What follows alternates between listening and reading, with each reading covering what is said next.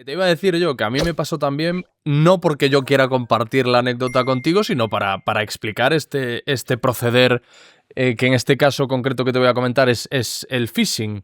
Que es que a mí, además me acuerdo perfectamente, porque yo iba en el tren, estaba dormido, y tuvieron ese tino, macho, como si me estuviesen espiando, porque claro, tú estás dormido, y cuando te despiertas estás un poco más vulnerable, porque todavía no estás alerta del todo. Sí, sí. Y entonces yo me desperté y tenía un mensaje que, y este es el quid de la cuestión, estaba en el mismo hilo de mensajes de mi banco. Sí, sí, sí. Es decir, en el hilo oficial en el que, por el que el banco me contacta a través de SMS, había un mensaje diciendo que se había detectado un movimiento sospechoso y que inmediatamente ingresase para cancelarlo si es que no había sido yo. Entonces te dejan un link.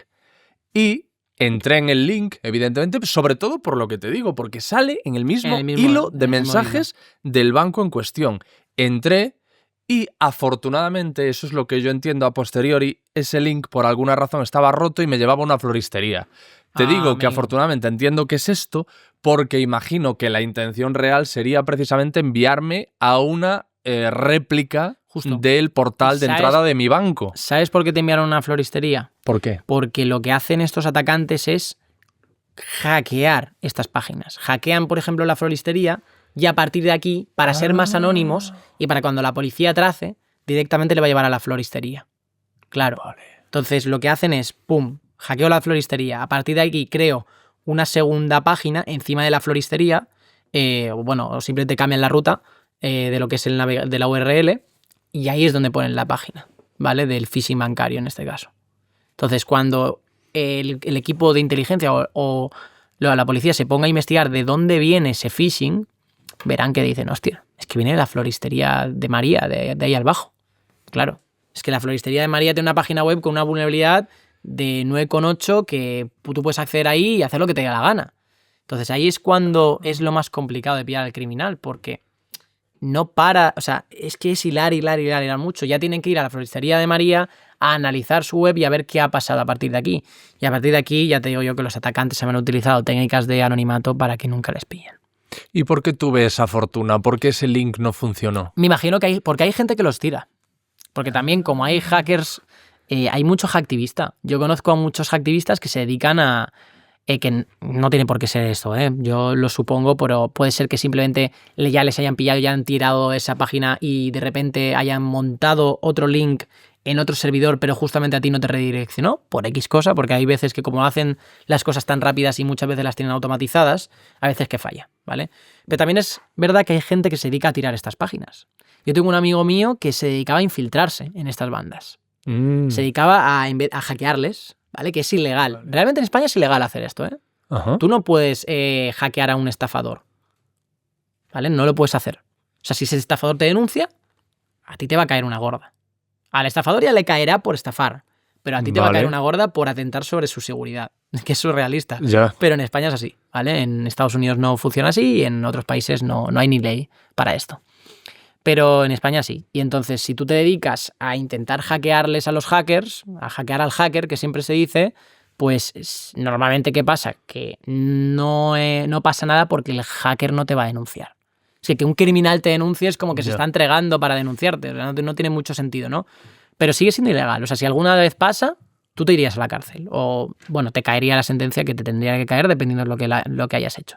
Entonces, yo tenía un amigo que, como te digo, que al criminal normalmente no te va a delatar, se dedicaba a infiltrarse. Y muchas veces llegaba y todo a meterse en los grupos de Telegram, de dónde estaban, de dónde comentaban todo. Y era súper interesante.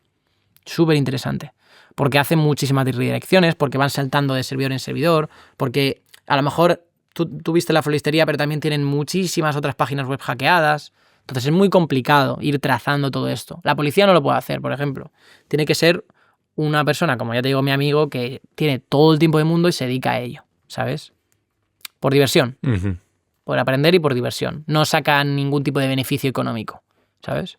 Pero bueno, es que poca cosa más se puede hacer, la verdad. O sea, yo entiendo que cuando estás adormilado y todo eso que comentabas, pues cayeras, porque vamos, Claro, yo hubiera pasado. Claro, entonces estás dormido, ves un aviso de ese tipo y entras directamente prácticamente de sueño, alerta, y ahí estás. Yo estaba como más vulnerable, porque en otro momento habría desconfiado así y todo, a pesar de que, como te digo, el factor determinante fue el hecho de que estuviese en el mismo hilo de mensajes. Yo era la primera vez que veía eso. Normalmente te llegaba un mensaje de otro número. Importante comentar eso que se me ha olvidado. ¿Por qué llega el mismo hilo de mensaje? Porque el protocolo de las llamadas, ¿vale? El protocolo de las llamadas al SMS se creó de una manera que está mal creado, ¿vale? No voy a poner técnico porque es muy complicado de explicar, pero para que os hagáis una idea a todo el mundo.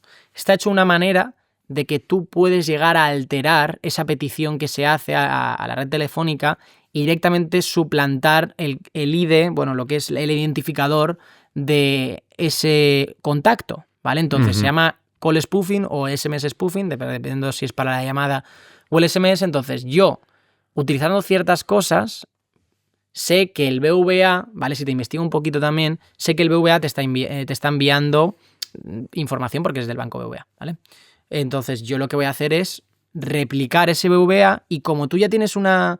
y estoy abusando del protocolo, como tú ya tienes una conversación abierta, el mensaje no va a ir por otro mensaje, va a seguir en el hilo, ¿vale? Si tú, por ejemplo, lo borras, te saldría un mensaje nuevo, pero si tú no lo borras, se mete directamente en el hilo, ¿vale? Y bueno, yo he visto muchas veces, y ahora con la inteligencia artificial, de gente llamando con las voces de sus padres y cosas así, de que... Joder. Claro. Sí, muy loco, muy loco. Ahora hay cosas muy locas ya para hacer call spoofing y todo esto. Uf. Ahora Claro, te sale, mamá, me está llamando mi madre, hostia. Imagínate que estás en el cine, que tienes poca cobertura y te está llamando tu madre y dice, Pepe, que han secuestrado a papá, no sé qué. ¿Tienes algo de dinero en el banco, no sé qué? Rápidamente, ¿sabes? O yo qué sé. Y es eso. Imagínate que tú estabas en el cine y no te has enterado y a partir de ahí ya lo hacen todo. Pues, yo qué sé. ¿Qué habría pasado si yo hubiese puesto... Si en lugar de a una floristería me hubiese llevado a esa simulación? Pues te habría llevado a, me imagino que a algún tipo de panel de login, ¿vale? De lo más intentado replicar del banco que tú tengas, o sea, lo más calcado. Y a partir de aquí te habría pedido, yo creo que... Sí, las credenciales de login y de contraseña, o sea, usuario y contraseña. ¿Qué habría pasado a partir de ahí? Me refiero. En el mismo momento, esa misma noche, ¿qué haría? ¿Empezarían a quitarme poco a poco dinero para que no me diese cuenta? Es complicado, el procedimiento es complicado porque los bancos han aumentado la seguridad. Aquí hay dos factores. Una, o tienen a un insider dentro del banco que les permite firmar transacciones sin necesidad de solicitar el doble factor, ¿vale? Que esto pasa muy poco. O dos, se van a esperar a entrar a tu banco, van a entrar a tu banco porque para entrar al banco no hace falta proporcionar doble factor. No sé si lo has fijado, tú pones contraseña de usuario y ya está. Sí. Pero para hacer transacciones, sí. Entonces, cuando estén dentro del banco, lo que van a intentar hacer es seguir mandándote campañas de phishing. Es decir, te van a intentar hacer una transacción y de repente te dirán, tienes que poner este código en esta página web corriendo, que si no te van a quitar el dinero, ¿vale? No sé, me lo estoy inventando. Y tú ahí estás. Tú ahí copiarás el SMS que te habrá llegado de tu banco original y lo habrás metido en el link fraudulento. Y ahí ya se lo envías en texto claro. Lo ponen y pum, ya está. Transacción, bueno, ya se firma la transacción y ya se envía. Esto es algo que lo han hecho muchas veces y que se suele hacer, ¿no? Lo de suplantar directamente. Con el móvil es más complicado, pero si ya nos ponemos con el ordenador, hay ya softwares, bueno, lo que es malware, que es súper sofisticado. Cuando te infecta el ordenador y tú abres tu banco, esto lo que hace es que te pone una pantalla de phishing directamente dentro de la pantalla de tu banco, te bloquea tu pantalla, pero tú no lo estás viendo, el atacante sí, o sea, es una locura. Si es en un ordenador, se pueden hacer ya maravillas a nivel de estafas y cosas así. En móvil, pues suelen abusar siempre del SMS y de estas cosillas. Te voy a explicar la otra en la que caí, que es mucho más curiosa, creo. A mí me apareció el anuncio, yo no sé si en Google o en dónde, de una serie de prendas de ropa. Además, para los que sigan el podcast, fielmente tiene especial gracia porque es un cardigan con el que yo he bromeado mucho, con el que vengo a veces, que parece así como indio, o Sioux, que decía un oyente. Bueno, yo entré en esta web en la que vendían este cardigan y digo, joder, pues me mola, mira, está muy barato, esto hace bastante tiempo. Sí. Y lo compré. Vale. y recibí un correo muy extraño de confirmación de compra que no traía pues, la típica firma, que es un logo con una imagen, el típico correo profesional en el que te confirman una compra. Y entonces yo digo, me cago en la leche. Ya me han pillado. Entonces busqué en Google y efectivamente salía como una tienda falsa, y a los pocos días yo les escribí diciendo que quería cancelar la compra, que la había hecho por error. Cargo, ¿no? La había hecho por error, me contestaron que sí, que sin problema, y no me cancelaron nada. Pocos días después, esa web ya no existía, pero el cardigan lo recibí. Lo que pasa es que era de una calidad penosa. Ah, pero bueno, por lo menos lo recibiste. Sí, lo que pasa es que en las imágenes tenía muy buena pinta, pero el que recibí yo... O sea, era una estafa a medias. Bueno, eso es lo que te quiero decir, una cosa muy, muy extraña. Muy rara, y por lo visto, según leí, se iba cambiando la web, iban cambiando el dominio, la web era la misma, pero a lo mejor se llamaba la tienda de María y pasaba a llamarse la tienda de Lola, vale, pasaba a llamarse... Entiendo un poco el protocolo, simplemente lo que hacen es para que haya un poquito más de confianza, entonces lo que harán es simplemente lo que es un e-commerce, un black e-commerce, que se suele decir, ¿vale? Hay mucha gente que en el black e-commerce, que yo he tenido algunos casos, hace dos cosas, o sí que es verdad que te envía un producto de verdad, ¿vale? Lo que pasa es que te lo envía muy diferente y no tiene nada que ver con lo que te habían prometido, y otra gente que directamente no te envía nada. O sea, te hacen el cargo y se van.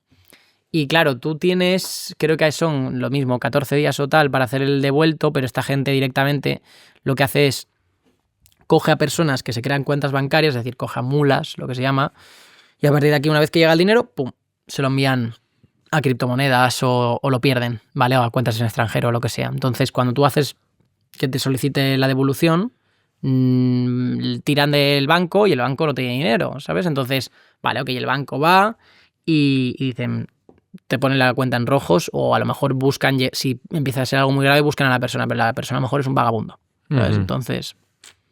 claro, a mí lo que me había dado más miedo es que tú para hacer ese pago pones unos datos. Claro, no. La pasarela de pago, si te han cobrado el pago, puede ser que además también te hayan cogido los datos. Perfectamente. Claro. O sea, si te hacen una doble pasarela de pago, es decir, te meten la pasarela de verdad y encima te meten otra para recopilar los datos, te copian los datos y encima te hacen el cobro. Las dos cosas.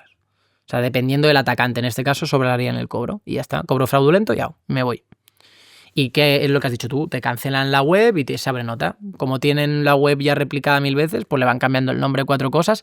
Y lo más importante, ¿por qué pinchaste? Porque te salió al principio. ¿Y esto por qué es? Porque pagan dinero a Google, con Google Ads, para que se posicione arriba del todo. Claro. Y yo recomiendo desde aquí que nadie le dé a los links que ponen en anuncio, esto ya por prevenir, de cualquier tipo de página para comprar algo. Si no está abajo... oficial, que es simplemente una plataforma que es oficial y está haciendo anuncios, que si tú no la ves abajo, es decir, que ves el anuncio y no ves abajo, no le pinches. Eso es normalmente un fraude. 100%. O sea, lo he visto en miles de ocasiones. Entonces, también una recomendación que la gente lo tenga.